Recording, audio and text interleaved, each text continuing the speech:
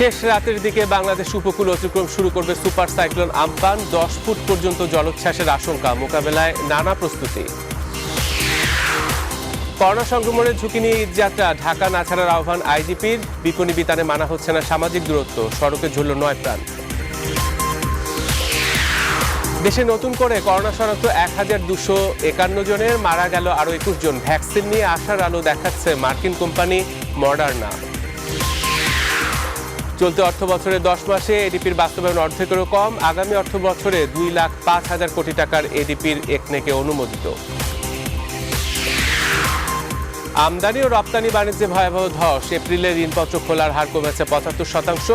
উৎপাদন ও বিনিয়োগে বিপর্যয়ের আশঙ্কা। এবং করোনায় ক্ষতিগ্রস্ত টেনিস খেলোয়াড়দের পাশে দাঁড়িয়েছে ফেডারেশন। ফুটবলারদের পারিশ্রমিকের বিষয়ে এখনো নেই নির্দেশনা। 21 মে খেলোয়াড় কল্যাণ সমিতির সভা।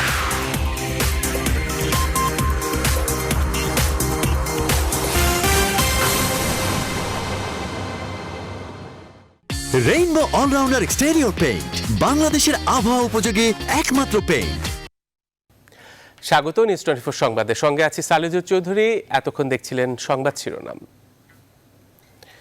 এবারে বিস্তারিত। শেষ রাতের দিকে বাংলাদেশ উপকূল অতিক্রম শুরু করবে আম্পান। ঘূর্ণিঝড়টির ভেতরে বাতাসের গতিবেগ ঘন্টায় 220 কিলোমিটার। এর সঙ্গে 5 থেকে 10 ফুট উচ্চতার জলোচ্ছ্বাসের আশঙ্কা করছে আবহাওয়া অফিস। উপকূল এলাকায় ঘন্টায় 200 থেকে 220 কিলোমিটার বেগে দমকা অথবা ঝোড়ো হাওয়া বয়ে যেতে পারে। মোংলা ও পায়রা সমুদ্র বন্দর দুটিকে 7 নম্বর এবং চট্টগ্রাম ও কক্সবাজার সমুদ্র বন্দরকে 6 নম্বর বিপদ সংকেত দেখিয়ে যেতে বলা হয়েছে। তালুকদার বিপ্লবের প্রতিবেদনে বিস্তারিত। আম্পানের প্রভাবে ঝড়ো হাওয়া 150 কিলোমিটারের বেশি বেগে বয়ে যাবে। উপকূলীয় জেলা সাতক্ষীরা, খুলনা, বাগেরহাট, ঝালকাঠি, পিরোজপুর, বরগুনা, পটুয়াখালী, ভোলা, বরিশাল, লক্ষ্মীপুর, চাঁদপুর এবং তাদের অদূরবর্তী দ্বীপ ও চরগুলোতে এরই মধ্যে 7 নম্বর বিপদ সংকেত ঘোষণা করা হয়েছে। উপকূলীয় জেলা নোয়াখালী, ফেনী, চট্টগ্রাম এবং কক্সবাজার ও তাদের অদূরবর্তী দ্বীপ ও চরগুলো 6 নম্বর বিপদ সংকেতের আওতায় থাকবে। ওর ব্যাপকতা এত বেশি যে সেই 800 কিলোমিটার দূরে থাকা সাইক্লোনের মেঘ সারা বাংলাদেশে ঢেকে গেছে। মংলা, পায়রা সমুদ্র বন্দরকে 7 নম্বর বিপদ সংকেত এবং কক্সবাজার, চট্টগ্রাম সমুদ্র বন্দরকে 6 নম্বর বিপদ সংকেত দেখিয়ে যেতে বলেছি। করোনা প্রাদুর্ভাবের এই সময়ে এমন একটি ঘূর্ণিঝড় মোকাবেলা করা অনেকটাই চ্যালেঞ্জের। তবু উপকূলীয় এলাকাগুলোর সব প্রস্তুতি নেওয়া হয়েছে বলে জানিয়েছেন প্রশাসন। তারা যখন আশ্রয়কেন্দ্রে আসবে এবং সরকারের পক্ষ থেকে পর্যাপ্ত পরিমাণের খাদ্য সামগ্রী মজুত করা আছে।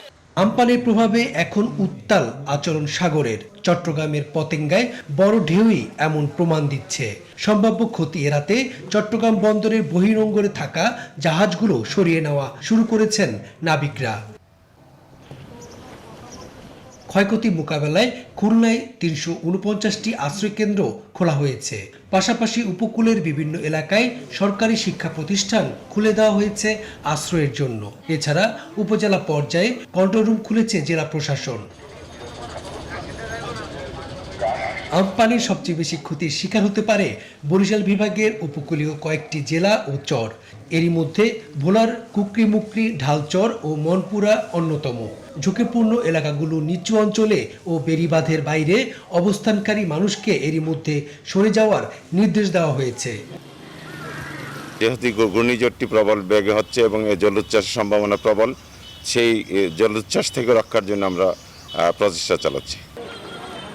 বরগুনার নিরাপদ আশ্রয় আসতে শুরু করেছে মাছ ধরার ট্রলার ও অন্যান্য নৌযান। জেলা প্রশাসন জানিয়েছেন বিভিন্ন উপজেলায় 582টি আশ্রয় কেন্দ্র প্রস্তুত করা হয়েছে। দুর্যোগ মোকাবেলায় রেড ক্রিসেন্টের 3 শতাধিক স্বেচ্ছাসেবক প্রস্তুত রয়েছেন। এছাড়া ঝুঁকিপূর্ণ জায়গা থেকে লোকজনকে সরে যেতে মাইকিং করা হচ্ছে। ঘূর্ণিঝড় কেন্দ্রের 90 কিলোমিটারের মধ্যে বাতাসের একটানা গতিবেগ ঘন্টায় 225 থেকে 245 কিলোমিটারের মধ্যে বৃদ্ধি পাচ্ছে। উপকূলীয় জেলাগুলোতে 5 থেকে 10 ফুট উচ্চতায় জলোচ্ছ্বাসের আশঙ্কা করছেন আবহাওয়া অফিস। এটির গতি এখনো পরিবর্তন হয়নি, দিক এখনো পরিবর্তন হয়নি। বাংলাদেশ উপকূলের দিকে এগিয়ে আসার ধারা এটি এখনো অব্যাহত রেখেছে। সামুদ্রিক জলোচ্ছ্বাসের উচ্চতা হতে পারে 5 থেকে 10 ফিট। তালুকদার বিপ্লব, নিউজ 24, ঢাকা। ঘূর্ণিঝড় আম্পান খুলনা থেকে 700 কিলোমিটারেরও কম দূরত্বে অবস্থান করছে। সকাল থেকে বৃষ্টি শুরু হয় জেলায়। খুলনা থেকে আম্পানের সর্বশেষ খবর জানিয়েছেন সহকর্মী শামসুজ্জামান শাহিন। ঘূর্ণিঝড় আম্ফান ধীরে ধীরে এগিয়ে আসছে উপকূলের দিকে। উপকূলের মানুষের দুশ্চিন্তা আরও বেড়ে যাচ্ছে। প্রস্তুত রয়েছে স্থানীয় প্রশাসন, তারা নানা উদ্যোগ গ্রহণ করেছে এই সম্ভাব্য ক্ষয়ক্ষতি থেকে সাধারণ মানুষকে রক্ষা করার জন্য। ইতিমধ্যে উপজেলাগুলোতে কন্ট্রোল রুম খোলা হয়েছে, জেলায় কন্ট্রোল রুম খোলা হয়েছে। বাগেরহাট, সাতক্ষীরা এবং খুলনায় 3টি জেলা কন্ট্রোল রুম খোলা হয়েছে এবং প্রত্যেকটা উপজেলায় কন্ট্রোল রুম খোলা হয়েছে। ইতিমধ্যে শুকনো খাবার, পানীয় সব কিছুর ব্যবস্থা সম্পন্ন হয়েছে। আশ্রয়কেন্দ্রগুলো, ঘূর্ণিঝড় যে আশ্রয়কেন্দ্রগুলো আছে এখানকার, সেই আশ্রয়কেন্দ্রগুলোতে সাধারণ মানুষকে আনার জন্য নানা উদ্যোগ গ্রহণ করেছে। বিশেষ করে রেড ক্রিসেন্টের সিপিবি এবং সিপিপি যে সংগঠন আছে সেই সংগঠন, পাশাপাশি স্থানীয় জনপ্রতিনিধি এবং আইন শৃঙ্খলা বাহিনী, তারা রাতভর এই বিষয়ে কাজ করছেন। আমরা জানতে পেরেছি জেলা প্রশাসক হেলাল হোসেন জানিয়েছেন, তিনি বলেছেন যে সম্ভাব্য যে ডিজাস্টার হতে যাচ্ছে বা যদি হয় সেই অভিজ্ঞতা তাদের আছে। বিশেষ করে আইলা এবং সিডরে যে অভিজ্ঞতা আছে সেই অভিজ্ঞতা কাজে লাগিয়ে এই ম্যানেজমেন্টটি তারা করবেন। ইতিমধ্যে নৌবাহিনী তাদের জাহাজ প্রস্তুত করে রেখেছেন এবং আগামীকাল সকালে নৌবাহিনীর একাধিক জাহাজ উপকূলের দিকে রওনা হবে বলে আমরা জানতে পেরেছি। সব মিলে বলা যায় যে খুলনার যে সম্ভাব্য যে ক্ষয়ক্ষতি হতে পারে সে বিষয়ে প্রশাসন সতর্ক রয়েছে এবং তারা নানান ধরনের উদ্যোগ ইতিমধ্যে গ্রহণ করেছে। ঘূর্ণিঝড় আম্পানের প্রভাব এরই মধ্যে পড়তে শুরু করেছে বাগেরহাটে। মোংলা বন্দরে 7 নম্বর বিপদ সংকেত দেখিয়ে যেতে বলা হয়েছে। সবশেষ খবরে ঘূর্ণিঝড় আম্পান মোংলা থেকে 615 কিলোমিটার দূরে অবস্থান করছিল। বাগেরহাট থেকে আম্পান মোকাবেলায় সর্বশেষ পরিস্থিতি ফোনে আমাদের জানিয়েছেন সহকর্মী আহসানুল করিম। আহসানুল করিম, আপনার কাছ থেকে জানতে চাই আম্পানের সর্বশেষ খবর এবং বাগেরহাটে এর মধ্যে বৃষ্টি শুরু হয়েছে কিনা। যেমনটি বলছেন, আসলে এই মুহূর্তে বাগেরহাটে মুষলধারে বৃষ্টি হচ্ছে। মংলা এবং শরণখোলা এই দুটি উপজেলা হচ্ছে প্রাকৃতিক দুর্যোগ কবলিত উপজেলা, যেটা সিডরের 2007 সালের 15 নভেম্বর সুপার সাইক্লোন সিডর যে গতিতে আঘাত আনছিল, থেমে থেমে বৃষ্টি, গুমোট আবহাওয়া, সেই একই অবস্থা বাগেরহাটে এখন বিরাজ করছে। একটি বিষয় আপনাকে জেনে রাখি, সেটি হচ্ছে বাগেরহাটে এবার রেকর্ড পরিমাণ 977টি সাইক্লোন শেল্টার খোলা হয়েছে সামাজিক দূরত্ব রক্ষা করে, যাতে মানুষ আশ্রয় নিতে পারে, সেজন্য প্রশাসন এই ব্যবস্থাটি করছে। এটি একটি প্রশংসিত উদ্যোগ। তবে রাত্রে আমি মংলা এবং শরণখোলায় খোঁজ নিয়ে জানতে পেরেছি অনেক সাইক্লোন সেন্টারে আশ্রয় নেওয়া মানুষ তারা এখনো খাবার পায়নি এবং সাইক্লোন সেন্টারে আশ্রয় নেওয়া মানুষের সংখ্যাও উল্লেখ করার মতো না। তারা সাধারণ মানুষ মনে করছে আগামীকাল বিকেল নাগাদ এই ঘূর্ণিঝড়টি আঘাত আনতে পারে, সেই কারণে সাধারণ মানুষ আশ্রয় কেন্দ্রমুখী হয়নি। আরেকটি বিষয়, সেটি হচ্ছে উদ্ধার অভিযানের জন্য নৌবাহিনী এবং কোস্টগার্ডের 8টি জাহাজ এখন মংলা বন্দর জেটিতে অবস্থান করছে। কিছুক্ষণ আগে মংলা বন্দরের চেয়ারম্যান আমাকে যেমনটি জানিয়েছেন, মংলার পশুর চ্যানেলটি ফাঁকা করে দেওয়া হয়েছে, যাতে কোনো জাহাজ ডুবির কারণে এই বন্দর চ্যানেলটি সিলকেট না হতে পারে। বন্দর চ্যানেলের স্বাভাবিক গতিতে যাতে জাহাজ আসা যাওয়া করতে পারে, সেই কারণেই চ্যানেলটি আসলে ফাঁকা করা হয়েছে এবং লাইটারের জাহাজ এবং অন্য ভলগেট যে জাহাজগুলো আছে এটি চ্যানেল থেকে বের করে দেওয়া হয়েছে। আরেকটি বিষয় এখানে উল্লেখ করার মতন, সেটি হচ্ছে মংলা এবং সুন্দরবন এবং শরণখোলা, এই এলাকাটি নিয়েই আসলে খুলনা এই এলাকাটি নিয়েই সুপার সাইক্লোন আম্ফান আঘাত আনবে।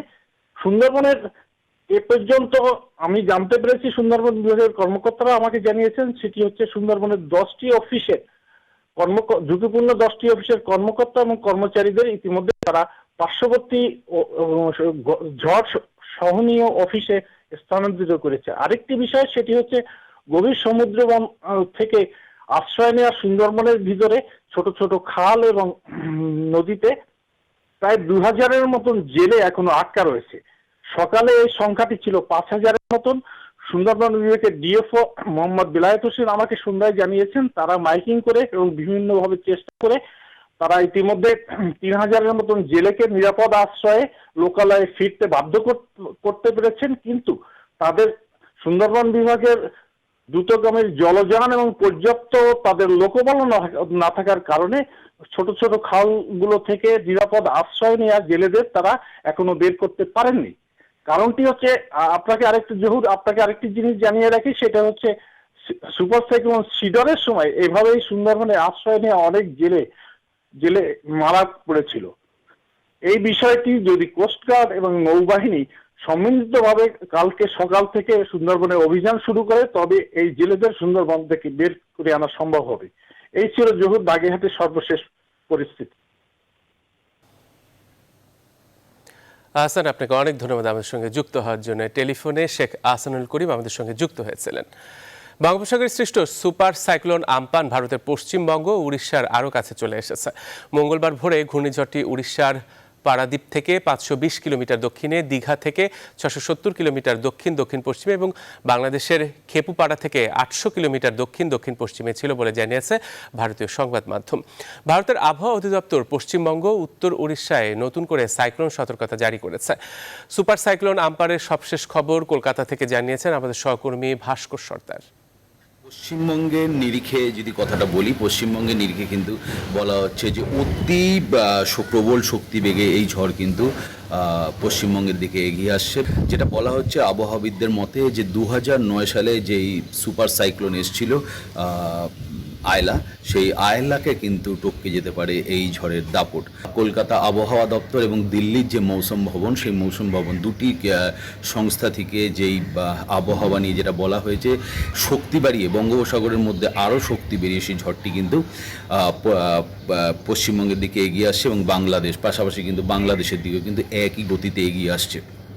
যেটা বলা হচ্ছে যে এই ঝড়টি আগামীকাল অর্থাৎ বুধবার দিন বিকেল বা সন্ধ্যার পর থেকে কিন্তু এই ঝড়টি তার দাপট দেখানো শুরু করবে এবং পশ্চিমবঙ্গ এবং সুন্দরবনের লাগোয়া যে সুন্দরবন, সেই সুন্দরবনের পাশ দিয়ে যখন গা ঘেঁষে যাবে ঝড়টি, তখন তার দাপট থাকতে পারে 180 থেকে 195 কিলোমিটার প্রতি ঘন্টায়। স্বভাবতই সেই সময় এই ঝড় কলকাতার উপর দিয়ে বয়ে যেতে পারে 110 থেকে 130 কিলোমিটার বেগে।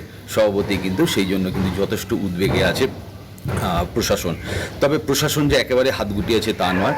এই সময় দল মত নির্বিশেষে কেন্দ্রীয় সরকারের এবং রাজ্য সরকারের দুই সরকারের যে বিপর্যয় মোকাবিলা টিম ইতিমধ্যে কিন্তু তারা কোমর বেঁধে বিভিন্ন অঞ্চলে নেমে পড়েছেন। এলাকাগুলো চলছে মাইকিং, মানুষকে সজাগ করা হচ্ছে। স্বভাবতই কলকাতা কর্পোরেশন, পশ্চিমবঙ্গ সরকার এবং ভারত সরকার যথেষ্ট তৎপর আছে।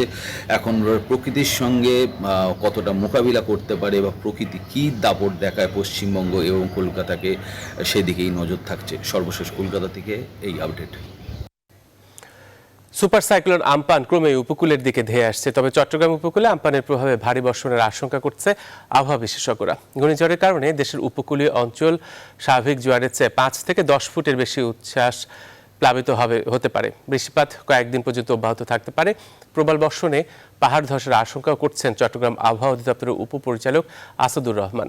এদিকে চট্টগ্রাম বন্দরে পণ্য খালাস বন্ধ রয়েছে। ঘূর্ণিঝড়ের জাহাজের ক্ষয়ক্ষতি ঠেকাতে বহির্নোঙর থেকে জাহাজ সরিয়ে উপকূলের দিকে নোঙর করা হয়েছে।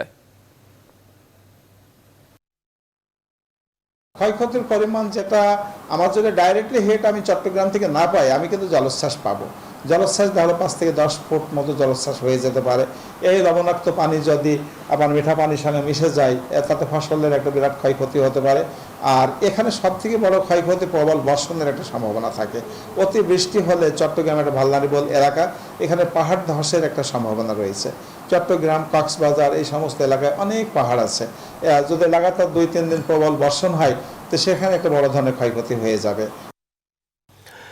চট্টগ্রামের দীর্ঘ সমুদ্র সৈকত এবং দেশের লাইফলাইন চট্টগ্রাম বন্দর ঘিরেও চলছে আমপান মোকাবেলায় ব্যাপক প্রস্তুতি। চট্টগ্রাম থেকে ঘূর্ণিঝড় আমপানের সর্বশেষ খবর আমাদের জানিয়েছেন সহকর্মী নয়ন বড়ুয়া জয়। মহামারীর মধ্যে আরেক দুর্যোগ যেন নেমে আসছে ঘূর্ণিঝড় আমপান। চট্টগ্রামের উপকূল এলাকার বাসিন্দা যারা আছেন তাদেরকে নিরাপদ স্থানে সরিয়ে আনার জন্য চেষ্টা শুরু করেছেন জেলা প্রশাসন, এমনকি সিটি কর্পোরেশন। সিটি কর্পোরেশন সন্ধ্যা থেকেই কিন্তু উপকূলের বিভিন্ন জায়গা ঘুরে কিন্তু তারা কিন্তু মাইকিং করে তাদেরকে সরিয়ে আনার জন্য চেষ্টা করছেন। এমনকি গতকাল রাতেও কিন্তু আমরা দেখেছি চট্টগ্রামের যে সাইক্লোন শেল্টারগুলো রয়েছে সেই শেল্টারে কিন্তু আসলে যারা উপকূলবাসী রয়েছে তাদেরকে কিন্তু সেই জায়গায় সরিয়ে আনা হয়েছে, এমনকি আজকে রাতেও কিন্তু অনেকজনকে তাদেরকে সরিয়ে আনা হয়েছে। তেমনিভাবে কিন্তু আমরা যদি বলি যে প্রস্তুতির কথা রয়েছে, চট্টগ্রাম সিটি কর্পোরেশন তারা বিভিন্নভাবে কিন্তু আসলে তারা চেষ্টা চালিয়ে যাচ্ছেন মানুষকে যেন নিরাপদ স্থানে নিয়ে যেতে পারে। ঘূর্ণিঝড় পরবর্তীতে তারা কিন্তু আসলে যে ক্ষয়ক্ষতির যেমনটা হবে তাদেরকে কিন্তু আসলে যে সাহায্য সহযোগিতা এমনকি ত্রাণ সামগ্রী এমনকি যে শুকনো খাবার সেই খাবারও কিন্তু তারা প্রস্তুত নিয়েছে বলে আমাদেরকে জানিয়েছেন। তো আসলে আবহাওয়াবিদরা যেমনটা জানিয়েছেন কয়েকদিন ধরে যে ঘূর্ণিঝড়ের পরেও কিন্তু আসলে কয়েকদিন ধরেই কিন্তু আসলে বৃষ্টিপাতের আশঙ্কা থাকতে পারে, প্রবল বর্ষণের আশঙ্কা থাকতে পারে। চট্টগ্রামের সবচেয়ে বড় সমস্যা হলো জলাবদ্ধতা। যদি প্রবল বর্ষণ হয় কিন্তু চট্টগ্রামের নগরের বিভিন্ন সড়ক কিন্তু পানির নিচেও চলে যেতে পারে বলে আশঙ্কা করছেন। যদি এরকম ভারী বর্ষণ হয় তাহলে পাহাড় ধসেরও আশঙ্কা করছেন, কিন্তু আসলে পাহাড়ের পাদদেশে যারা বসবাস করছেন তাদেরকে কিন্তু আসলে নিরাপদ স্থানে সরিয়ে নেওয়ার জন্য তারা চেষ্টা করছে বলে আমাদেরকে জানিয়েছেন। ঘূর্ণিঝড় আম্পানের প্রভাবে মঙ্গলবার সারাদিন গুমট আবহাওয়া বিরাজ করলেও সন্ধ্যার পর থেকে গুঁড়ি গুঁড়ি বৃষ্টি শুরু হয় রাজধানী ঢাকাতে। রাজধানীর শাহবাগ এলাকায় অবস্থান করা সহকর্মী মাহমুদুল হাসানের কাছ থেকে জেনে নেব ঘূর্ণিঝড় আম্পানের সর্বশেষ খবর। আপনাকে ধন্যবাদ জানাচ্ছি। শুরুতেই বলে রাখি যে মূল যে প্রভাবটি পড়বে আমফানে, তো সেটি কিন্তু হচ্ছে যে বুধবার সন্ধ্যা থেকে রাতের সময়টি কিন্তু বলা হচ্ছে। তো এর আগে কিন্তু আমরা রাজধানীতে দেখতে পেরেছি যে সন্ধ্যা থেকে বৃষ্টি হয়েছে এবং আবহাওয়া অধিদপ্তর কিন্তু বলছে যে 40 মিলিলিটার হচ্ছে যে বৃষ্টিপাত রেকর্ড করা হয়েছে। তো জহুর দেখতে পাচ্ছেন কিন্তু রাস্তাঘাট ভেজা রয়েছে এখনও, যদিও এই মুহূর্তে বৃষ্টি হচ্ছে না, তারপরও কিন্তু আমরা কিন্তু দেখেছি আকাশ মেঘাচ্ছন্ন রয়েছে এবং হচ্ছে যে কোনো মুহূর্তে আবারও কিন্তু ভারী বর্ষণ শুরু হবে। তো যে অবস্থায় অনেক জায়গায় জলাবদ্ধতাও সৃষ্টি হয়েছে এই অবস্থাও আমরা দেখেছি, কিন্তু মূল যে সমস্যাটি হয়েছে ঘূর্ণিঝড় যেটি বলা হচ্ছে সেটি অবশ্যই উপকূলীয় যে জায়গাগুলো রয়েছে, তো সেখানেই হচ্ছে যে মূল হচ্ছে যে ক্ষতিটি হয়তো বা হতে পারে। 19টি উপকূলীয় জেলার 21 লক্ষ লোককে কিন্তু এরই মধ্যে সরিয়ে নেওয়া হয়েছে। তো রাজধানীতে যে ক্ষতিকর প্রভাব এখন পর্যন্ত সেটা হচ্ছে যে জলাবদ্ধতার একটি বিষয় ইতিমধ্যেই হয়েছে, হয়তো বা কালকে বৃষ্টি হলে এটি আরও বাড়তে পারে। কিন্তু করোনার সময় যে সমস্যাটি দেখা দিয়েছে সেটা হচ্ছে যে অনেক শ্রমজীবী মানুষ, রিক্সাওয়ালা বা রাস্তায় যারা থাকেন, তো তারা কিন্তু এরই মাঝে কিন্তু হচ্ছে যে বৃষ্টিতে ভিজে যাবার কারণে কিন্তু নানা ধরনের যে ঠান্ডাজনিত যে সমস্যাগুলো রয়েছে তো সেগুলোতে তারা কিন্তু আক্রান্ত হবেন। এবং যেহেতু করোনার সময় এখন চলছে, তো সেই ক্ষেত্রে কিন্তু এই মানুষগুলো এক ধরনের ভোগান্তিতে পড়বেন। তারা কি আক্রান্ত হলেন কি না এই ধরনের সম্ভাবনা হয়তো বা তারা দুশ্চিন্তা করবেন। তো কি অবস্থা দাঁড়ায় এটি কিন্তু আগামীকাল হচ্ছে যে বোঝা যাবে। আগামীকাল বলতে বুধবারের কথা বলছি আমি। তো বুধবার হচ্ছে যে সকাল থেকেই হয়তো বা এর প্রভাব রাজধানী জুড়ে আরও বেশি করে পড়বে। তো আবহাওয়া অধিদপ্তর কিন্তু এর মধ্যেই বলে দিয়েছে যে যখন বাংলাদেশে প্রবেশ করবে এই আমফান, তো সেই ক্ষেত্রে কিন্তু রাজধানী শহরেও কিন্তু ঝোড়ো বৃষ্টি সহ ঝড় বয়ে যাবে, এই কিন্তু ভবিষ্যৎবাণী বা হচ্ছে যে আবহাওয়ার যে পূর্বাভাস সেটি কিন্তু বলা হচ্ছে। জহুর, করোনা সংকটের মতো ঘূর্ণিঝড় আম্পানের ক্ষয়ক্ষতি থেকে মানুষের জীবন ও সম্পত্তি সুরক্ষা নিশ্চিতে সর্বাত্মক সহযোগিতার জন্য প্রস্তুত রয়েছে বাংলাদেশ পুলিশ। আবহাওয়া অফিসের ঘোষণা অনুযায়ী যেসব এলাকায় আম্পানের আঘাত হানার জোরালো শঙ্কা রয়েছে সেসব এলাকার লোকজনকে যত দ্রুত সম্ভব নিকটস্থ আশ্রয় কেন্দ্রে আশ্রয় নেওয়ার অনুরোধ জানিয়েছে বাংলাদেশ পুলিশ। পর্যাপ্ত সুরক্ষা সামগ্রী ও শুকনো খাবার সাথে নেওয়ার পরামর্শও দেওয়া হয়েছে বাংলাদেশ পুলিশের পক্ষ থেকে। এ ব্যাপারে যে কোনো সহযোগিতার প্রয়োজন হলে স্থানীয় জনপ্রতিনিধি, স্বেচ্ছাসেবক কিংবা পুলিশের সহায়তা নেওয়ার কথা বলছে বাংলাদেশ পুলিশ। যে কোনো প্রয়োজনে স্থানীয় পুলিশের স্থানীয় ইউনিটের সাথে যোগাযোগ করতেও বলা হয়েছে।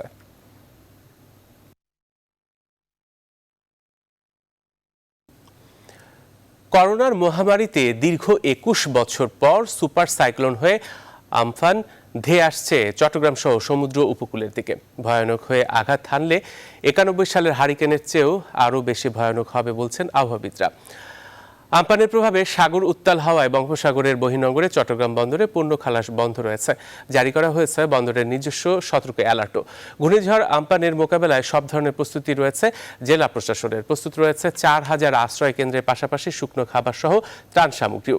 আবহাওয়াবিদরা বলছেন ঘূর্ণিঝড়ের প্রভাবে ভারী বর্ষণে পাহাড় ধসেরও আশঙ্কা রয়েছে। চট্টগ্রাম থেকে নয়ন বড়ুয়া জয়ের তথ্যচিত্রে দেখুন ডেস্ক রিপোর্ট। 91 সালের 29শে এপ্রিলের সেই ভয়াবহ স্মৃতি এখনো কাঁদায় চট্টগ্রামের উপকূলবাসীকে। সুপার সাইক্লোন আম্পান আসার খবরে 21 বছর পর সেই স্মৃতি যেন আবারও ভেসে উঠছে তাদের চোখের সামনে। সুপার সাইক্লোন আম্পান আসার খবরে নড়েচড়ে বসেছে চট্টগ্রাম জেলা প্রশাসন। প্রস্তুত রাখা হয়েছে 4000 আশ্রয় কেন্দ্র। ঝুঁকিপূর্ণ এলাকার মানুষকে সরিয়ে আনার চেষ্টা অব্যাহত রেখেছে আইন শৃঙ্খলা বাহিনী সহ বিভিন্ন সংস্থার ভলান্টিয়াররা। আমাদের 6660 জন সিপিপি ভলান্টিয়ার রয়েছে, এছাড়াও 8000 রেড ক্রিসেন্টের ভলান্টিয়ার রয়েছে। স্কাউটের ভলান্টিয়ারকেও আমরা এর সাথে স্কাউট সদস্যদেরকেও সংযুক্ত করেছি। আম্পানে ক্ষয়ক্ষতি কমাতে চট্টগ্রাম বন্দরের পণ্য খালাস বন্ধ রেখেছে বন্দর কর্তৃপক্ষ। জারি করা হয়েছে নিজস্ব অ্যালার্টও। ভাসমান জাহাজগুলোকে নিরাপদ স্থানে সরিয়ে নেওয়ার চেষ্টা চলছে। বর্তমানে চ্যানেলে যে সকল ছোটখাটো নৌযান লাইটার আছে সেগুলোকে আমরা শাহ আমানত সেতুর উপরে চলে যাওয়ার জন্য নির্দেশনা দিয়েছি এবং বহির্নোঙরের জাহাজগুলোকেও সেন্ট মার্টিন ও দূরে চলে যাওয়ার জন্য বলা হয়েছে। এদিকে আবহাওয়া অধিদপ্তরের উপপরিচালক বলছেন, আমপানের প্রভাবে ভারী বর্ষণ সহ পাহাড় ধসেরও আশঙ্কা রয়েছে। আর সতর্ক থাকার পরামর্শ এই আবহাওয়াবিদের। এতে কিন্তু প্রবল বৃষ্টিপাতের সম্ভাবনা থাকবে, ভারী বর্ষণের সম্ভাবনা থাকবে এবং এই ভারী বর্ষণের সঙ্গে আমাদের কিন্তু আরেকটা চাপ আছে। আমরা যারা এই চট্টগ্রাম অঞ্চলে বসবাস করি, এখানে একটা পাহাড় ধসের একটা ব্যাপার আছে। ঘূর্ণিঝড় মোকাবেলায় সব ধরনের প্রস্তুতির কথা জানান ত্রাণ ও দুর্যোগ কর্মকর্তা। ইতিমধ্যে আমরা 300 মেট্রিক টন চাল এবং 10 লক্ষ টাকা জেলা প্রশাসকের যে কার্যালয় দুর্যোগ ত্রাণ মন্ত্রণালয়ের বরাদ্দ, এটা আমরা সব উপজেলায় বরাদ্দ প্রদান করেছি। প্রস্তুত রয়েছে শুকনো খাবার সহ ত্রাণ সামগ্রী এবং নগদ অর্থ। তবে মানুষ সচেতন না হলে আবারও ঘূর্ণিঝড়ের আঘাতে প্রাণহানির আশঙ্কা করছেন নগর বিশেষজ্ঞরা।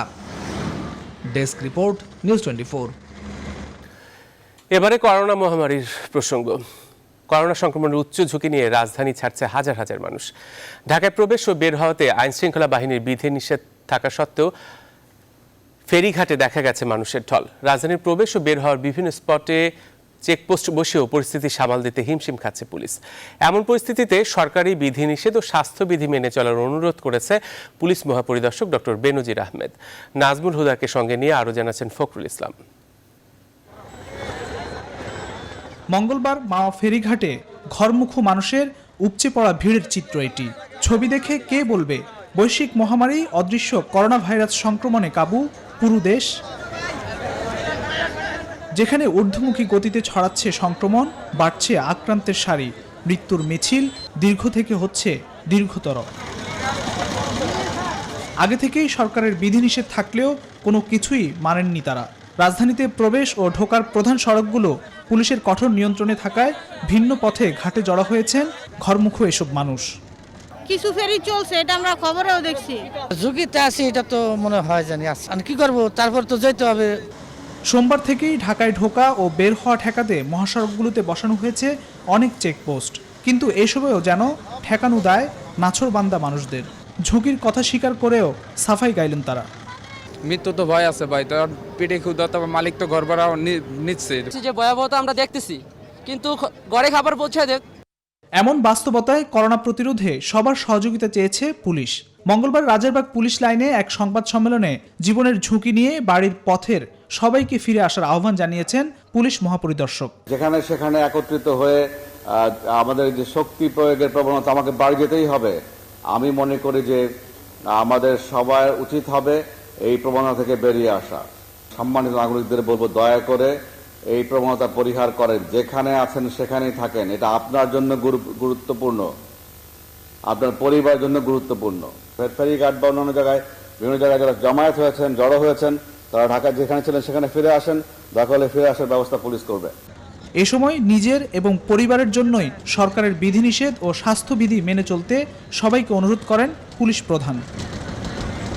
করোনার ভয়াবহ সংক্রমণের মহা ঝুঁকিতে গ্রামমুখী এই মানুষগুলো প্রশাসনের নির্দেশনা অমান্য করে জড়ো হয়েছেন এই ফেরিঘাটে। এদের মধ্যে নেই কোনো ধরনের সামাজিক দূরত্ব কিংবা সতর্কতার বালাই। বিপুল সংখ্যক মানুষের এই সমাগম দেশে করোনা সংক্রমণের ভয়াবহ সংখ্যা বাড়িয়ে দিতে পারে আরও কয়েক গুণ। ফখরুল ইসলাম, নিউজ 24, মাওয়া ফেরিঘাট। এদিকে ঘরমুখো মানুষ ও ব্যক্তিগত যানবাহনের চাপে পোস্তখোলা ব্রিজে আটকা পড়ছে টিসিবি ও ত্রাণের পণ্যবাহী যানবাহন। টিসিবি ও ত্রাণের যানবাহনের নিষেধাজ্ঞা না থাকলেও যাত্রী চাপের পাশাপাশি যানজট কমাতে চাপের মুখে পড়ছেন আইন শৃঙ্খলা বাহিনীর সদস্যরা। আলী তালুকদার জানাচ্ছেন বিস্তারিত। একদিকে ব্যক্তিগত গাড়ির চাপ, অন্যদিকে ঘরমুখো মানুষের ঢল। দীর্ঘ গাড়ির সারিতে আটকা পড়ে আছে টিসিবি ও করোনায় খাদ্য সরবরাহ কাজের ত্রাণ ভর্তি যানবাহন। ব্যক্তিগত যানবাহনের দিকে নজরদারি আইন শৃঙ্খলা বাহিনীর। ঠিক তার বিপরীত পাশে সিএনজি ভর্তি মানুষের রাজধানী ত্যাগ। অন্যদিকে ঢাকা ছেড়ে যেতে না পারায় ফেরত আসছে গণপরিবহন। অনুমতি নেই রাজধানী ঢাকার প্রবেশ ও বের হওয়ার, তারপরও ঢাকা ছেড়ে যাওয়ার এই ঢল। মানুষজনের দলের গায়ে এই অবস্থা, প্রাইভেটগুলি আটকায় পুলিশে, যার কারণে জামটা সৃষ্টি হইতে আছে। কিছু করার নাই, এটা তো মানুষ দেশের বাড়ির লেগে আটকায় দিচ্ছে, এখন আমরা কি করবো? যাত্রী গিয়েছে ঢাকা থেকে লঞ্চ ফেরে নিব না, তো এই জন্য পুলিশ প্রশাসন এটা ফেরত পাঠাইতেছে ঢাকায়। কাজই না করতে পারে, খাইতে না পারে, তাতে আমাদের যাইতে হবে না, যাওয়ার পথ নেই। দেশে গেলে তো হাত পাতা তো পুরাইও খাইতে পারবো। এদিকে গতিরোধ হচ্ছে ত্রাণ ও পণ্যবাহী যানবাহনের, কারণ জানিয়েছেন দায়িত্বে থাকা পুলিশ সদস্যরা। আমাদের পণ্য পরিবাহী যে গাড়িগুলো আছে, এইগুলো গাড়িগুলো আমরা একটু পার করতে একটু অসুবিধা পেতে হচ্ছে। এর কারণ হচ্ছিল যে এই যে বিভিন্ন জনগণ বা অন্যান্য যারা আছে গাড়ি নিয়ে বাড়িতে যাওয়ার উদ্দেশ্যে যাচ্ছে, এরা যদি ঘরে থাকতো তাহলে আমাদের এই বেগ পেতে হতো না আর কি। আমরা গাড়ি ঘোড়া আটকাচ্ছি, বাট পায়ে হেঁটে দেখেন অনেক লোক যাচ্ছে আসতেছে, এটা তো আসলে আটকানো সম্ভব না। পণ্যবাহী যানবাহন চলাচলে বাধা না দিতে আইন শৃঙ্খলা বাহিনীর থেকে রয়েছে নির্দেশনা। আলী তালুকদার, নিউজ 24, ঢাকা। ঈদকে সামনে রেখে মার্কেটগুলোতে ক্রেতাদের ভিড় বাড়ছে। সামাজিক দূরত্ব নিশ্চিত করতে মাঠে সক্রিয় আইন শৃঙ্খলা বাহিনী। স্বাস্থ্যবিধি মেনে চলছে অনেক শপিং সেন্টারে স্যানিটাইজার ও ডিসইনফেকশন চেম্বারও বসানো হয়েছে। তবুও মানা হচ্ছে না শারীরিক দূরত্ব, যা করোনা ভাইরাস সংক্রমণের ঝুঁকি বাড়াচ্ছে। অন্তরা বিশ্বাসের প্রতিবেদনে বিস্তারিত। একদিকে করোনা ভাইরাসের সংক্রমণ, অন্যদিকে ঘূর্ণিঝড় আম্পানের পদধ্বনি। দুই বিপদের মাঝেও থেমে নেই ঈদ শপিং।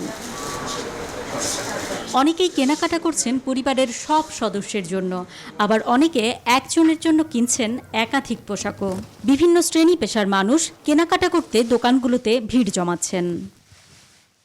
একটু বাচ্চাদের মন রক্ষা করতে হবে, ওয়াইফের একটু মন রক্ষা করতে হবে, নিজে না করি। টপস নিছি একটা, আর একটা 3 পিস নিতেছি। মেয়ে আছে, মেয়ে জামাই আছে, ছেলে বউর আছে, এটা তো না দিলেই নয়, তাই না? লেহেঙ্গা কিনেছি আর একটা টপ কিনেছি। মূলত শাড়ি দেখতেছি আমার মিসেসের, আমার ছেলের বউয়ের জন্য।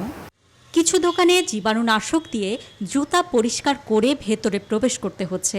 রয়েছে হ্যান্ড স্যানিটাইজার ও হাতে গ্লাভসের ব্যবস্থাও। তবে বিক্রিবাট্টা ভালো হচ্ছে না বলে দাবি বিক্রেতাদের। প্রায় 45 দিনের মতো এই শোরুমটা বন্ধ ছিল। তো অনেক বেশি দিন বন্ধ থাকলে জিনিসপত্রগুলো অনেক সময় ড্যাম হয়ে যায়। তো যেহেতু সরকার একটা সুযোগ দিচ্ছে খোলার জন্য, সেজন্যই খোলা। বিক্রি তো ম্যাডাম আশানুরূপ হচ্ছে না।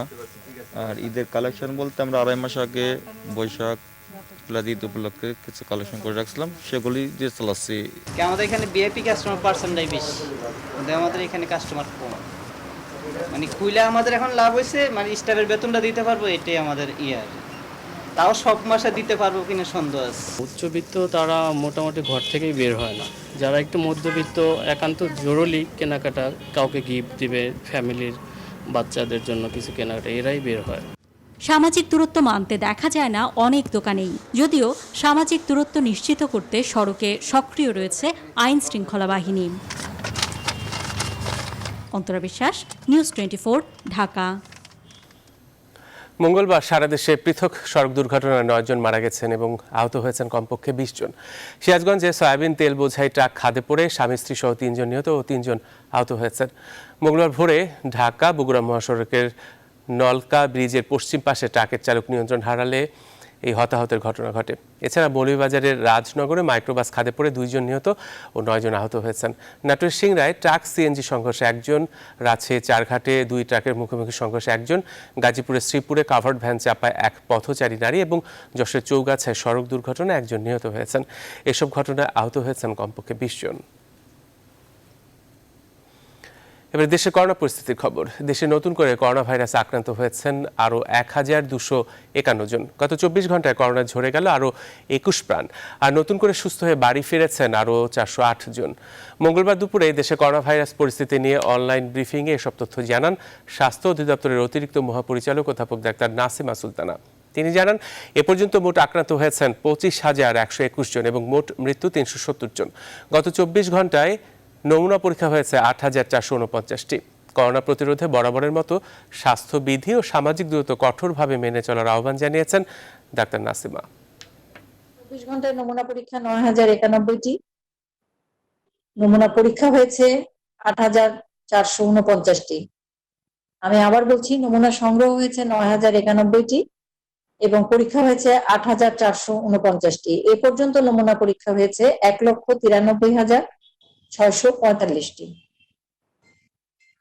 এই নমুনা পরীক্ষায় শনাক্ত হয়েছে 24 ঘন্টায় 1,251 জন। এ পর্যন্ত 25,121 জন। গত 24 ঘন্টায় মৃত্যুবরণ করেছেন 21 জন এবং এ পর্যন্ত 370 জন। সুস্থ হয়েছেন 24 ঘন্টায় 408 জন, এ পর্যন্ত 4,993 জন। এবারে বৈশ্বিক করোনা পরিস্থিতির খবর। বিশ্বজুড়ে আবারও 24 ঘন্টায় প্রাণ গেছে আরও প্রায় 3,000 মানুষের। এ নিয়ে বিশ্বে মোট মৃত্যু 3,23,000-এ দাঁড়িয়েছে। আক্রান্তের সংখ্যা 50 লাখ ছুঁয়েছে। যুক্তরাষ্ট্রে আগের তুলনায় কিছুটা কমেছে মৃত্যু। গত 24 ঘন্টায় সবশেষ খবরে 600-র বেশি মানুষ প্রাণ হারিয়েছে দেশটিতে। এ নিয়ে যুক্তরাষ্ট্রে 92,000-এর বেশি মানুষ মারা গেল। ব্রিটেনে 24 ঘন্টায় নতুন করে 545 জন মারা গেছেন। ব্রাজিলেও বাড়ছে মৃত্যু, সেখানে মৃতের সংখ্যা 18,000 ছুঁতে চলেছে। গেল 24 ঘন্টায় নতুন করে মারা গেছে আরও 656 জন। নতুন হটস্পট হয়ে ওঠা রাশিয়াতে আবারও একদিনেই 9,000 মানুষ সংক্রমিত হয়েছেন। এ নিয়ে দেশটিতে 3 লাখ মানুষ আক্রান্ত হলো। এশিয়ার অবস্থাও নাকাল। ভারতে দ্রুত বাড়ছে সংক্রমণ আর মৃত্যু। দেশটিতে আক্রান্ত হয়েছে 1 লাখের বেশি মানুষ। এদিকে ইউরোপের দেশগুলোর জন্য মহামারী পরবর্তী পুনরুদ্ধার তহবিল গঠনে $545 বিলিয়ন প্রস্তাব দিয়েছে ফ্রান্স ও জার্মানি। অন্যদিকে আবারও বিশ্ব স্বাস্থ্য সংস্থার বিরুদ্ধে অভিযোগ আনল যুক্তরাষ্ট্র। ট্রাম্প প্রশাসনের অভিযোগ, বহু মানুষের প্রাণের বিনিময়ে চলমান মহামারীতে নিয়ন্ত্রণের বাইরে যেতে দিয়েছে WHO। তবে মরণঘাতী এই ভাইরাসটিকে ঘিরে এত অভিযোগ, মৃত্যু আর সংক্রমণের মাঝে বিশ্বব্যাপী সুস্থ হয়েছেন 19 লাখের বেশি মানুষ। করোনা ভাইরাস সংক্রমণ নিয়ে চীনের সাথে বাণিজ্য বিরোধ নাকচ করেছে অস্ট্রেলিয়া। দেশটির পরিস্থিতি আমাদের জানিয়েছেন সহকর্মী মাসুম বিল্লাহ। মহামারী করোনার উৎপত্তি নিয়ে সঠিক এবং নিরপেক্ষ তদন্তের দাবি করাতে অস্ট্রেলিয়ার সাথে সংঘাতময় অবস্থার দিকে এগিয়ে যাচ্ছে চায়না। তারই ধারাবাহিকতায় আজকে খাদ্যশস্য জবের উপরে ট্যাক্স আরোপ করেছে চায়না। চায়না সরকারের পক্ষ থেকে জানানো হয়েছে যে তারা 80% এখান থেকে যে খাদ্যশস্য যে জব এখান থেকে তারা আমদানি করে অস্ট্রেলিয়া থেকে, সেই খাদ্যশস্যের উপরে 80% তারা এখন ভ্যাট ঘোষণা করেছে, যেটা অস্ট্রেলিয়ার যারা ফার্মার আছে, যারা ব্যবসায়িক আছে, তাদের জন্য অনেক বড় একটা চ্যালেঞ্জ হিসাবে গ্রহণ করছে। যেহেতু অস্ট্রেলিয়া সরকারের পক্ষ থেকে কিংবা যারা এখানে ডিপ্লোম্যাটিক রাজনৈতিক যারা আছে তাদের পক্ষ থেকে বলা হচ্ছে যে এইটাকে নতুন করে তারা চায়নার সাথে কথা বলবে এবং চায়না এটাকে নতুন করে আবার হয়তো কনসিডার করবে যে না এত পরিমাণে ট্যাক্স দেয়া। আপনাদেরকে একটা বিষয় জানাই রাখতে চাই, অস্ট্রেলিয়ার কিন্তু এই যে খাদ্যশস্য যে জব, যেটা সবচেয়ে বেশি যে দেশে রপ্তানি করা হয়, সেই বড় বাজারটাই কিন্তু হচ্ছে চায়না। এই চায়নার হঠাৎ করে শুধুমাত্র এই মহামারী আক্রান্তের অস্ট্রেলিয়ার পক্ষ থেকে ঘোষণা করা যখনই হয়েছে, যেটা সুষ্ঠু দাবি করেছে, সুষ্ঠু তদন্তের দাবি করেছে, তখনই কিন্তু একের পর এক চায়নার পক্ষ থেকে এই বাণিজ্যিক কিংবা অর্থনৈতিক বিভিন্ন হুমকিগুলা কিংবা বিভিন্ন বাধাগুলো আসতে আসছে চায়নার পক্ষ থেকে। যেমন চায়না কিন্তু গত কয়েকদিন আগে ঘোষণা করেছে যে অস্ট্রেলিয়া থেকে তারা যে মাংস আমদানি করে, সে মাংস কিন্তু তারা নিয়ে কমাই দেবে বলে তারা ঘোষণা করেছে। সেখান থেকে যেগুলো পাঠায় তার উপরে তারা অনেকগুলা শুল্ক আরোপ করবে। তারই ধারাবাহিকতা আজকে এখান থেকে যে মালগুলা তারা নিচ্ছে, যে খাদ্য জব বিশেষ করে, তার উপরে কিন্তু তারা আজকে 80% শুল্ক ঘোষণা করেছে। অস্ট্রেলিয়াকে কিন্তু সাপোর্ট করার জন্য বিশ্বের 110টা দেশ অলরেডি ঘোষণা করেছে। ইউরোপিয়ান ইউনিয়ন এবং আফ্রিকা ইউনিয়ন সহ কানাডা, নিউজিল্যান্ডের মতো বড় বড় দেশ, ইন্ডিয়ার মতো দেশগুলো কিন্তু অস্ট্রেলিয়াকে সাপোর্ট করেছে এই সুষ্ঠু তদন্তের পক্ষে। অস্ট্রেলিয়া চাচ্ছে যে আন্তর্জাতিকভাবে তদন্ত করা হোক, কিন্তু কোনো মতে এটার সাথে রাজি হচ্ছে না চায়না, এবং তার ধারাবাহিকতায় একের পর এক নিষেধাজ্ঞা অনেকটা এইভাবে আসতেছে। মালয়েশিয়ায় করোনা সংক্রমণ ও প্রবাসী বাংলাদেশিদের অবস্থা নিয়ে সবশেষ তথ্য আমাদের জানিয়েছেন সহকর্মী শাহাদাত হোসেন। ধন্যবাদ। বৈশ্বিক মহামারী করোনা ভাইরাস নিয়ন্ত্রণে মালয়েশিয়া সরকারের দেওয়া যে মুভমেন্ট কন্ট্রোল অর্ডার, এটি 18 মার্চ থেকে চলমান। তবে এটি ধীরে ধীরে এটি শিথিল করা হয়েছে। 14 মে থেকে মালয়েশিয়া সরকারের ঘোষণা অনুযায়ী বিভিন্ন সেক্টরে কাজের অনুমতি দেওয়া হয়েছে। যেসব কাজগুলোতে জনসমাগম হয় সেই সব কাজগুলো অনুমতি দেওয়া হয়নি। এর মধ্যে বিশেষ করে যেসব দূতাবাসগুলো আছে দীর্ঘদিন বন্ধ থাকাতে যারা পাসপোর্ট নবায়ন করতে দিয়েছে তারা সমস্যার মধ্যে পড়েছে। শর্ত সাপেক্ষে মালয়েশিয়া ইমিগ্রেশন তাদের কার্যক্রম শুরু হলেও অনেক প্রবাসী পাসপোর্টের কারণেই তাদের ভিসা নবায়ন করতে পারছে না। যারা পাসপোর্ট রিনিউর জন্য দূতাবাসে দিয়েছেন তাদের জন্য দূতাবাস থেকে একটি বিজ্ঞপ্তি দিয়েছে। কুয়ালালামপুর বাংলাদেশ হাই কমিশনের ফেসবুক পেজে এই বিজ্ঞপ্তিটি দেওয়া হয়। যাদের পাসপোর্ট ইতিমধ্যে চলে এসেছে তাদের পাসপোর্টের স্লিপ নাম্বার সহ বিজ্ঞপ্তিতে দেওয়া রয়েছে। দূতাবাসের দেওয়া নাম্বারে ফোন করে নিশ্চিত হয়ে আসতে হবে। অবশ্যই প্রত্যেক প্রবাসীকে মালয়েশিয়ার স্বাস্থ্য মন্ত্রণালয় দেওয়া SOP মেনে আসতে হবে। মালয়েশিয়ার স্বাস্থ্য মন্ত্রণালয় দেওয়া তথ্য অনুযায়ী গত 24 ঘন্টা নতুন করে আক্রান্ত হয়েছে 37 জন। এ নিয়ে সর্বমোট আক্রান্ত হয়েছে 6,978 জন। নতুন করে 31 জন সুস্থ হয়েছে। সর্বমোট সুস্থ হয়েছে 5,640 জন। গত 24 ঘন্টায় করোনা রোগী একজন মৃত্যু হয়েছে। এ নিয়ে মৃত্যুর সংখ্যা দাঁড়িয়েছে 114-তে। মালয়েশিয়া এ পর্যন্ত 81 জন বাংলাদেশি আক্রান্ত হয়েছে। এর মধ্যে অনেকে সুস্থ হয়ে বাসায় ফিরেছে। পরবর্তীতে ঘোষণা না দেওয়া পর্যন্ত মালয়েশিয়া সরকারের দেওয়া যেই শর্ত সাপেক্ষে মুভমেন্ট কন্ট্রোল অর্ডার এটি আগামী 9 জুন পর্যন্ত চলবে। তো এই ছিল মালয়েশিয়া থেকে সর্বশেষ। প্রাথমিকভাবে আশাব্যঞ্জক ফল মিলল মার্কিন কোম্পানি মডার্নার করোনা ভাইরাস ভ্যাকসিনের। তাদের টিকার পরীক্ষামূলক প্রয়োগ ইতিবাচক বলে জানানো হয়েছে। এখন পর্যন্ত কেউ চূড়ান্ত সফলতার মুখ না দেখলেও মার্কিন কোম্পানি মডার্না দেখছে আশার আলো। কোম্পানিটি বলছে তাদের টিকা মানব শরীরের প্রতিরোধক ব্যবস্থা গড়ে তুলতে সক্ষম হবে, যা করোনা ভাইরাসকে প্রতিহত করতে পারবে। মানব শরীরে প্রথম পরীক্ষামূলক প্রয়োগের পর তারা ইতিবাচক ফলাফল হাতে পেয়েছে। আসন্ন পরীক্ষাগুলোতে ঠিকঠাক ফল হাতে এলেই আগামী জানুয়ারি নাগাদ তাদের টিকা সর্বসাধারণের জন্য উন্মুক্ত করা হতে পারে। এদিকে ভ্যাকসিন নিয়ে শীঘ্রই বড় ঘোষণা আসছে বলে জানিয়েছেন মার্কিন প্রেসিডেন্ট ডোনাল্ড ট্রাম্পও।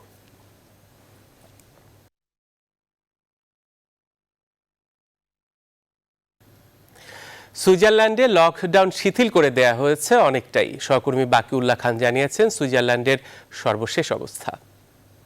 সুইজারল্যান্ডে গতকাল করোনা সংক্রমণে আক্রান্ত ছিল 10 জন। গত পরশুদিন ছিল সে সংখ্যাটি 15 জন। আজকে সেটা দাঁড়িয়েছে 21 জনে। তারপরে কিন্তু ক্রমান্বয়ে সেখানে সেই আক্রান্তের সংখ্যাটি কমছে।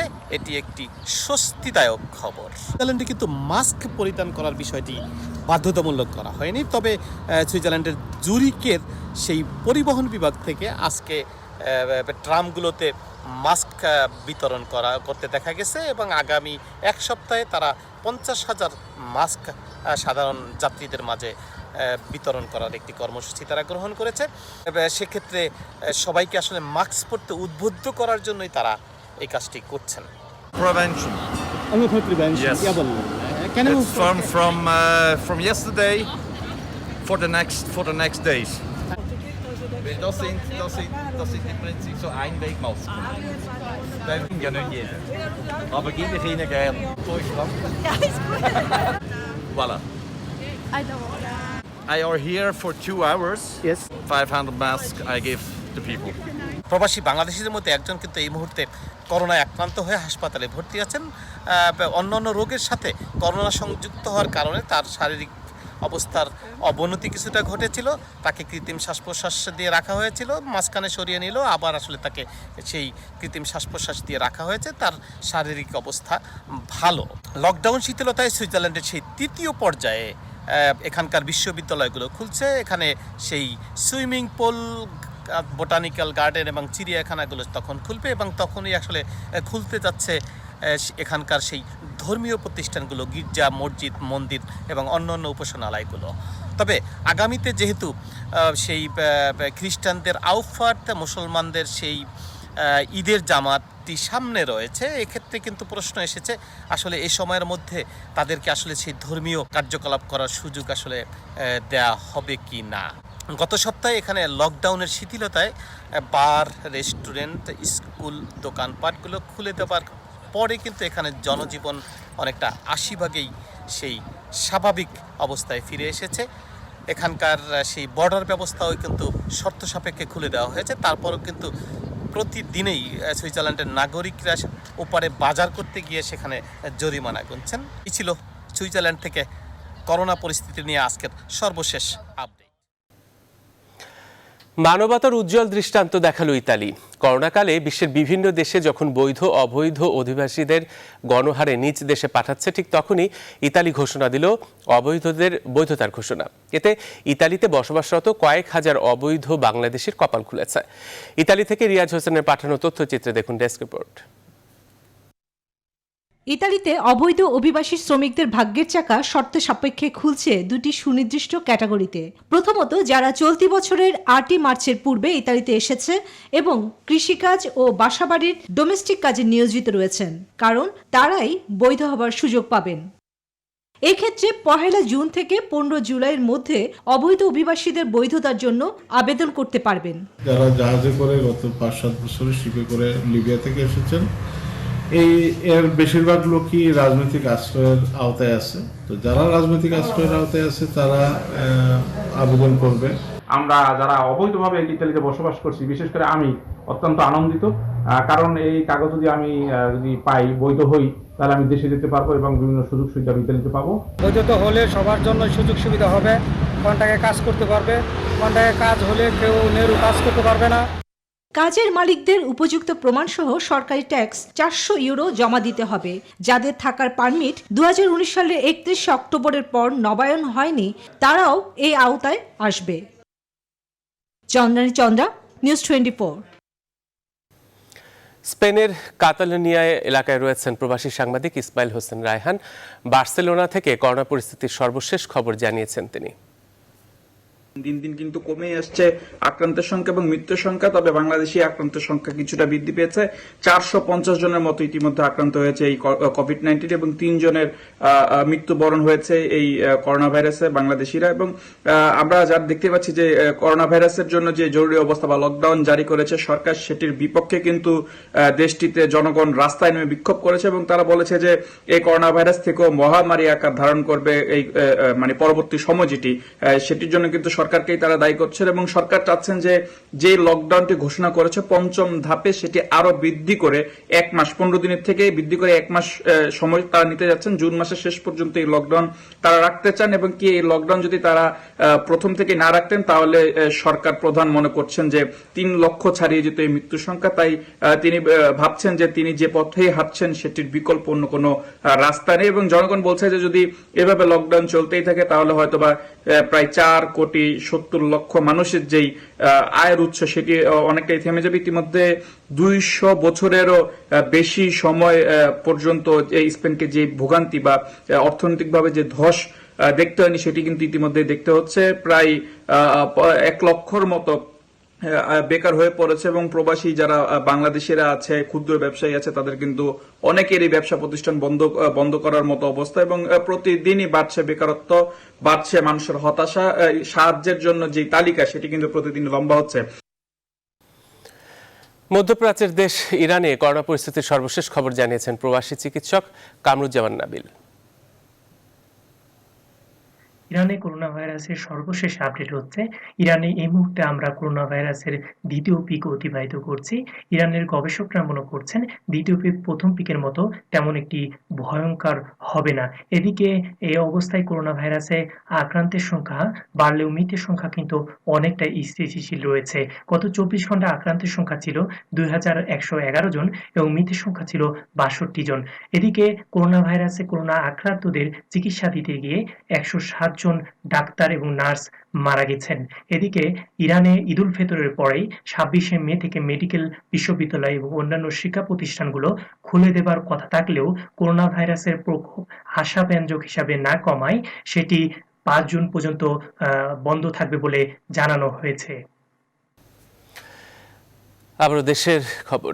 দিনরাত পরিশ্রম করে যারা মানুষের কাছে সংবাদপত্র পৌঁছে দিচ্ছেন, এবার তাদের পাশে দাঁড়িয়েছে দেশের শীর্ষস্থানীয় শিল্পগোষ্ঠী বসুন্ধরা গ্রুপ।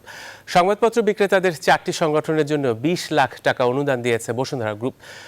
মঙ্গলবার দুপুরে বসুন্ধরা আবাসিক এলাকায় অবস্থিত বসুন্ধরা ইন্ডাস্ট্রিয়াল হেডকোয়ার্টার্স 1-এ ঢাকা সংবাদপত্র হকার্স বহুমুখী সমবায় সমিতির সার্কুলেশন ম্যানেজার মোহাম্মদ আবুল কালাম ও সংবাদপত্র হকার্স কল্যাণ বহুমুখী সমবায় সমিতির সম্পাদক মোহাম্মদ শাহাবুদ্দিনের হাতে অনুদানের চেক তুলে দেন বসুন্ধরা গ্রুপের ব্যবস্থাপনা পরিচালক সায়েম সোবহান আনভির।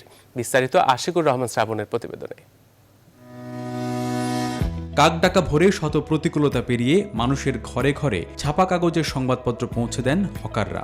করোনার দুর্যোগ তাদের জীবনেও এনেছে নানা সংকট, কিন্তু এই সংকটে তাদের পাশে দাঁড়িয়েছেন বসুন্ধরা গ্রুপের ব্যবস্থাপনা পরিচালক সায়েম সোবহান আনভির। অনুদানের 20 লাখ টাকার চেক তুলে দেওয়া হয় সংগঠনের নেতৃবৃন্দের হাতে। আর আমার পক্ষ থেকে বসুন্ধরা গ্রুপ এবং ইস্ট ওয়েস্ট মিডিয়া গ্রুপ থেকে সব হকার ভাইদের জন্য আমার ঈদ মোবারক রইল। অনুষ্ঠানে উপস্থিত ছিলেন বাংলাদেশ প্রতিদিনের সম্পাদক ও নিউজ 24 এর সিইও নঈম নিজাম এবং বাংলাদেশ ফেডারেল সাংবাদিক ইউনিয়নের মহাসচিব শাবান মাহমুদ। চেয়ারম্যান সাহেব জনাব আহমেদ আকবর সোবাহান তিনি এবং আমাদের বসুন্ধরা গ্রুপের মাননীয় ব্যবস্থাপনা পরিচালক সাহেব সোবান আনবির দুইজন সিদ্ধান্ত গ্রহণ করেছেন এই মুহূর্তে আপনাদের সঙ্গে থাকবেন।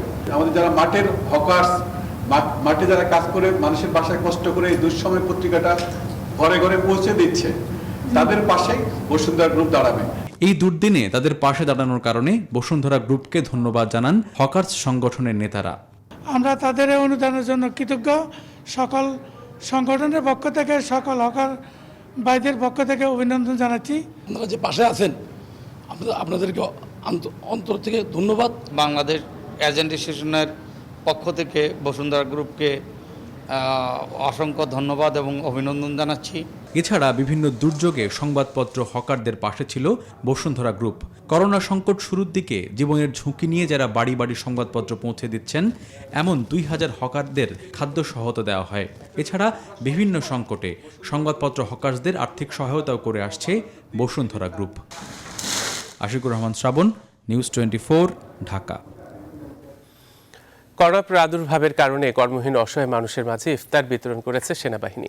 মঙ্গলবার বিকেলে সাভারের লোক প্রশাসন প্রশিক্ষণ কেন্দ্রে স্থাপিত একটি অস্থায়ী ক্যাম্পে এই আয়োজন করা হয়। এ সময় সামাজিক ও শারীরিক দূরত্বের সব নির্দেশনা মেনে ইফতার সামগ্রী বিতরণ করা হয়।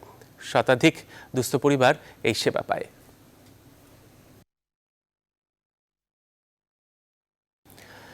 চলতি অর্থবছরে 10 মাসে বার্ষিক উন্নয়ন কর্মসূচি এডিপি বাস্তবায়ন হয়েছে অর্ধেকেরও কম। এমন বাস্তবতায় 2020-21 অর্থ বছরে চূড়ান্ত এডিপি অনুমোদন দেয়া হলো একনেক বৈঠকে।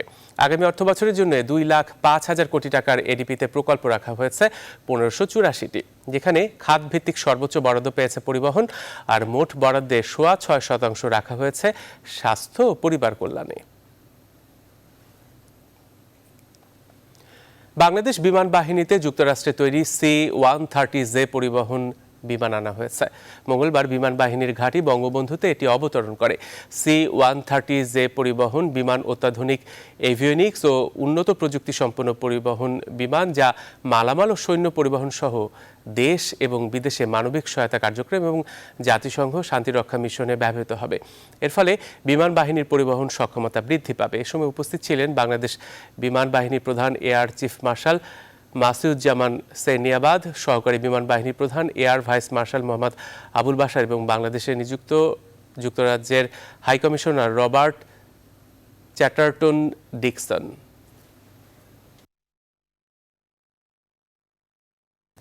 বসুন্ধরা গ্রুপের ভাইস চেয়ারম্যান সাফিয়াত সোবহানের নির্দেশে কৃত্রিম পা লাগাতে রাজশাহীর সোনিয়া খাতুনের পাশে দাঁড়িয়েছে বসুন্ধরা ফুড অ্যান্ড বেভারেজ। 2 বছর বয়সে ট্রেনে কাটা পড়ে সোনিয়া খাতুনের এক পা। এরপর এক পায়ে নির্ভর করেই কলেজে ওঠে সোনিয়া। তার সাহায্যে এবার এগিয়ে এলো বসুন্ধরা। মঙ্গলবার সকালে রাজশাহীর হাদির মোড় এলাকার বস্তিতে সোনিয়ার পরিবারের হাতে নগদ টাকা উপহার সামগ্রী তুলে দেন বসুন্ধরা ফুড অ্যান্ড বেভারেজের বিভাগীয় সেলস ইনচার্জ তোফাজ্জল ভুইয়া। এ সময় উপস্থিত ছিলেন আবরার শাহরিয়ার, রফিকুল ইসলাম সহ আরও অনেকে।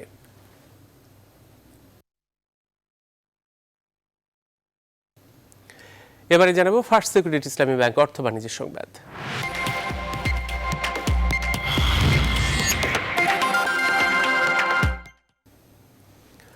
ভয়াবহ বিপর্যয় চলছে দেশের আমদানি ও রপ্তানি বাণিজ্যে। গত এপ্রিল মাসে আমদানির বিপরীতে এলসি বা ঋণপত্র খোলার পরিমাণ কমেছে আগের বছরের একই সময়ের চেয়ে প্রায় 4 গুণ। রপ্তানিতেও নেমেছে ধস। এ অবস্থায় আগামী দিনে শিল্প উৎপাদন ও বিনিয়োগে আরও বিপর্যস্ত হওয়ার আশঙ্কা করছেন ব্যবসায়ী এবং অর্থনীতিবিদরা। ভয়াবহ এই সংকট মোকাবেলায় তাদের পরামর্শ সরকারের নীতি, পরিকল্পনা ও প্রণোদনা প্যাকেজের কার্যকর বাস্তবায়ন। বাবু কামরুজ্জামানের রিপোর্টে বিস্তারিত। করোনার কবলে নাজুক অবস্থায় গোটা বিশ্বের অর্থনীতি। বাংলাদেশের আমদানি রপ্তানি বাণিজ্যও গভীর সংকটে পড়ছে প্রতিনিয়ত।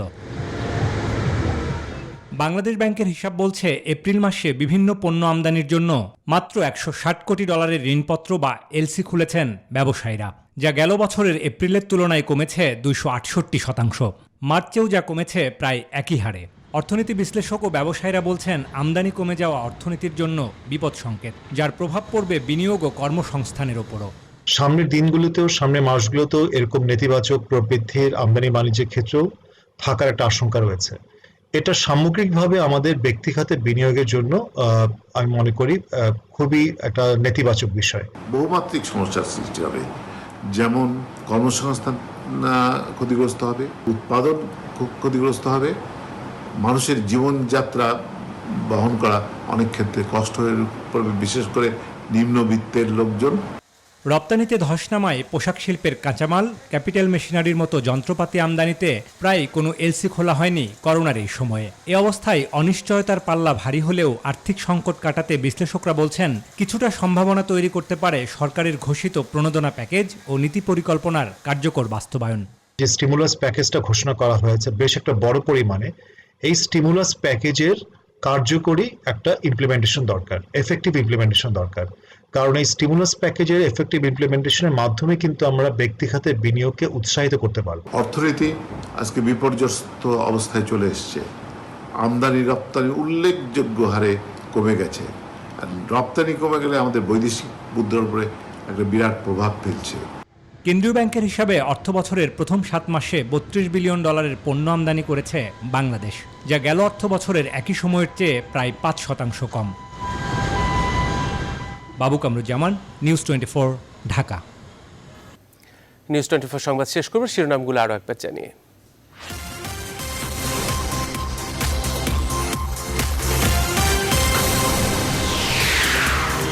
শেষ রাতের দিকে বাংলাদেশ উপকূল অতিক্রম শুরু করবে সুপার সাইক্লোন আম্পান। 10 ফুট পর্যন্ত জলোচ্ছ্বাসের আশঙ্কা, মোকাবেলায় নানা প্রস্তুতি।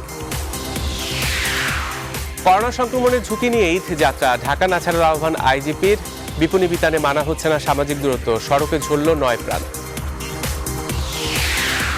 দেশে নতুন করে করোনা শনাক্ত 1251 জনের, মারা গেল আরও 21 জন। ভ্যাকসিন নিয়ে আশার আলো দেখাচ্ছে মার্কিন কোম্পানি মডার্না।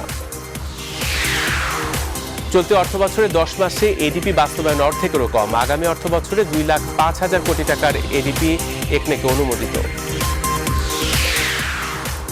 আমদানি ও রপ্তানি বাণিজ্যে ভয়াবহ ধস, এপ্রিলে ঋণপত্র খোলার হার কমেছে 75%। উৎপাদন ও বিনিয়োগে বিপর্যয়ের আশঙ্কা। এবং করোনায় ক্ষতিগ্রস্ত টেনিস খেলোয়াড়দের পাশে দাঁড়িয়েছে ফেডারেশন। ফুটবলারদের পারিশ্রমিকের বিষয়ে এখনও নেই নির্দেশনা। 21 মে খেলোয়াড় কল্যাণ সমিতির সভা। আর এই ছিল এখনকার সংবাদের সাথে থাকা সবাইকে ধন্যবাদ।